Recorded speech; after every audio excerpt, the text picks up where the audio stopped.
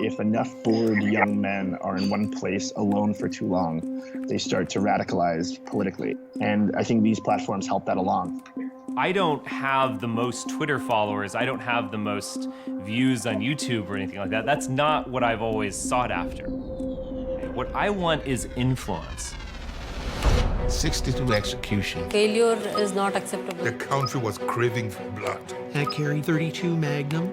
Women have their break. Come with aggression, I'll respond with aggression.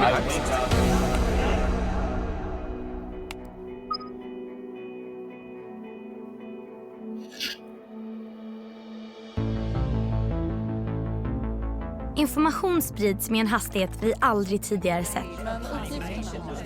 Nyheter, tankar och idéer finns bara en knapptryckning bort. På nyhetssajter, i sociala medier, i chattrum och på gamerforum. Men hur påverkas vi av det vi läser? Och hur vet vi att det som skrivs är sant? Let's do that. Hold on. I'll just tell people around me to be a little quiet. I think that it's easy to think of the internet as completely new, but one thing that I like to think about is how like nothing on the internet is new. It all existed before. You know, there were political pamphlets, there were graffiti, ways of spreading messages. The problem with the internet is that it's all of it happening at once and it's super fast, which means that like for an average reader, and it creates this sort of static effect and you can't tell what's real and what's not. And huge platforms like Facebook or Twitter make that even harder to pick apart. Ryan Broderick jobbar på BuzzFeed, en nyhetssajt som är specialiserad på att samla viralt innehåll. Han är expert på hur idéer föds och sprids på olika internetplattformar. I think that the internet can be really great to meet new people and to connect strangers who would have never ever met before, and that effect is still very true. But it's when a system becomes too large and too unorganized that it becomes, I think, dangerous. Utmaningarna med det stora informationsflödet är att urskilja vem som står bakom vilka budskap och vad som är reklam och propaganda. Det pratas om sökordsoptimering, algoritmer och till och med trollfabriker. Men hur påverkar det dig? Vet du till exempel om den influencer du följer har fått betalt? Vem ligger bakom de nyheter du läser? Och vilket budskap döljer sig egentligen bakom den roliga memen du delade? Memes är ju lite av ens vardag skulle jag vilja säga. Jag och mina vänner skickar memes till varandra hela tiden. Vi brukar tagga varandra i memes och sånt. Ja.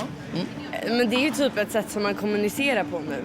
De flesta är väl mest på skämt. Jag tror att de som läser den vet att det är ett skämt. Så att, För vissa skriver ju kanske någonting och så känner jag bara, men det här håller inte jag riktigt med om typ. man ser ju vilket konto det är som har lagt upp, men man har ju ingen aning om vem som gjorde den. Så egentligen vet jag ingenting om dem. Det är ju väldigt anonymt. Jag tror absolut att det finns de som använder det för att förmedla ett budskap på både gott och ont. Jag vet inte hur man kan göra, men det kan ju vara typ att en politiker har gjort bort sig och man typ vill framföra den på ett roligt sätt. Ja, jag tror att man ser en vinning i det och man vill framföra sina åsikter och så.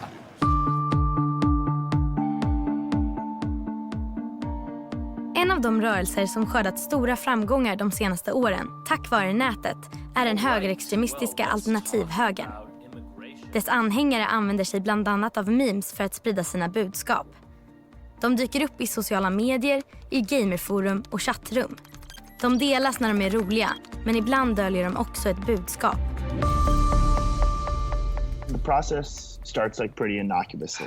It might be a meme that someone like PewDiePie references. Never touch another man's spaghetti. It's in-jokes. It's references and inside jokes between gamers, usually, and they metastasize and they change.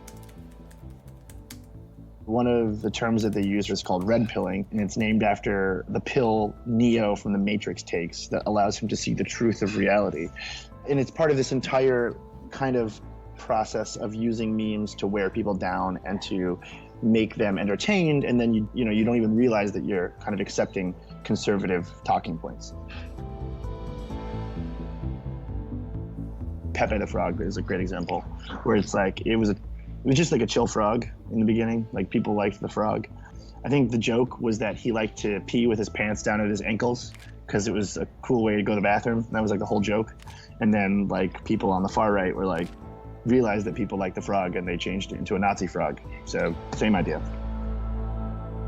Fenomenet med Pepe the Frog kan spåras tillbaka till 2005 när seriefiguren spreds på forum som MySpace och senare Fortune. 2016 hade figuren blivit så populär att den amerikanska presidentkandidaten Donald Trump använde den i sin valkampanj.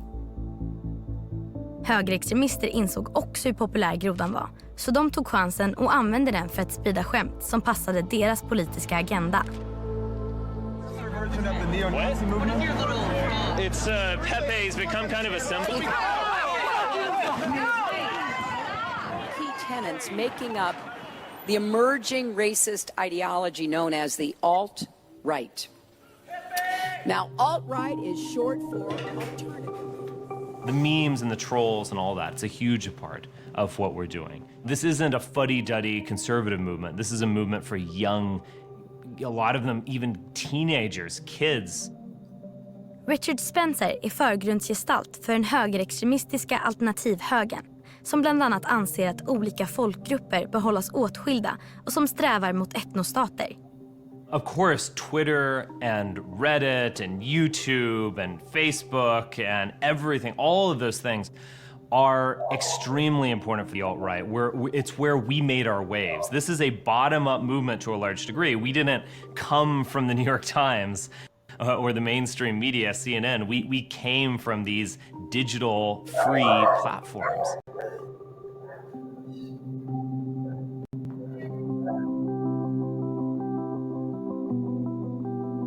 Every time there's a new big change in how information technology works, it creates an ecosystem where a bunch of people try to get rich off of it, and then a bunch of people try to weaponize it.